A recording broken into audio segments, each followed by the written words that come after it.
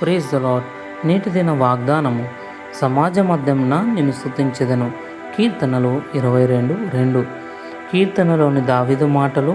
దేవుడు విడిచిపెట్టినట్లు భావించిన, ఇతరుల చే తృణీకరింపబడిన, అపహసించబడిన మరియు వేటాడవారిచే చుట్టుముట్టబడిన వారి మాటలు. అతను బలహీనంగా క్షీణించినట్లు భావించాడు, కానీ అతను నిరీక్షణ లేనివాడుగాను లేడు. యెహోవా, దూరంగా నుండకము. నా బలమా, త్వరపడి నాకు సహాయం చేయము. ఆయన బాధపడువాని బాధను తృణీకరింపలేదు. వాడాయనకు మొరపెట్టగా ఆయన ఆలకించెను. మనం దేవుని సహాయాన్ని అనుభవించినప్పుడు ఇతరులు దాని గురించి వినగలిగేలా ఆయన మంచితనాన్ని ప్రచురపరచవలను. ప్రార్థన. పరలోకపు తండ్రి, నా నిస్సహాయత యొక్క భావాలను నేను నీ ముందుకు తీసుకువస్తున్నాను.